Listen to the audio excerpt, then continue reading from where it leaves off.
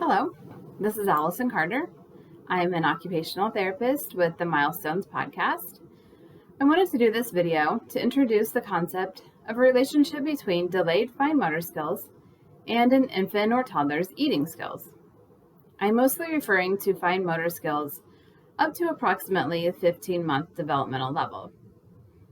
Children that have feeding or eating difficulties don't always have fine motor delays. And children with fine motor delays don't always have difficulty with eating. But it certainly makes sense that some kids who have delays with fine motor skills will also have difficulty with eating, and specifically, mostly with the ability to feed themselves. Some of the early fine motor skills infants typically develop involve the ability to bring their hand to their mouth for sensory exploration. Now, I've talked about this a lot in my podcast, but most of the time, I'm talking about it from a sensory perspective, usually when I'm talking about tactile sensitivities. That is still a common issue with sensory sensitivities, but from a fine motor perspective for this discussion, it's more about the lack of practice and repetition to become good at the motor skill of bringing their hand to their mouth. Literally just being able to get their hand up to their face and actually find their mouth. If an infant does not figure out how to get their hand to their mouth, to taste their fingers and their hand, they will probably not be able to make this connection between hand and mouth, which is a very necessary connection for self-finger feeding later on. If the infant does not develop the hand-to-mouth connection, they're most likely not going to develop the skill of feeding themselves with a spoon or fork. After an infant figures out how to bring their hand to their mouth for exploration, they move on to learn how to bring their hand to their mouth while they're holding a toy, like a teething ring or a rattle or something like that.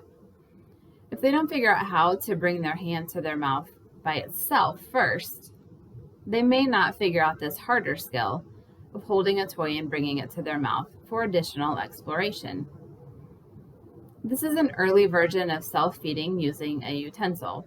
At first it happens with just a toy, but when they get a lot of information from doing this, like figuring out how to get it to their mouth and how to open their mouth and feel the object with their lips, their tongue, or their teeth, they learn that they can get control over the object, and they're able to get used to having sensory experiences that happen while they're exploring or mouthing the object. When it comes time for them to feed themselves, if they have the chance to explore first their hands and fingers, then the toys that they're holding onto, they will already have this hand-to-mouth connection. This will lead to improved eating or self-feeding skills because they are comfortable with the process already. They have plenty of time to practice exploring the toys with their mouth, and then they will be able to be more prepared to explore different foods and flavors in their mouth. They will also just already understand the concept of bringing their hand to their mouth with an object. They have this hand-to-mouth connection going, so they will potentially be less likely to refuse to taste foods. Kids that do not develop the hand-to-mouth connection by doing these activities may be more likely to refuse foods or show no interest in feeding themselves. They may be able to pick up foods off their high chair tray, but they just end up playing with the foods with their hands and never tasting it off of their fingers. They may pick up a spoon from the tray, but make no attempt to touch it to the food or attempt to scoop the food at all with it.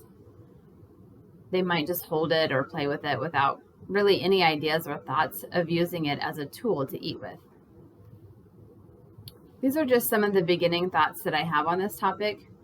I have a lot more. I have created a document outlining the specific fine motor skills that can affect eating skills in toddlers. I also outline which eating skills may be affected by these fine motor delays. You can find this document on my Patreon page. It is available for my extra super patrons only. Please find the link below the video. Thank you for listening today.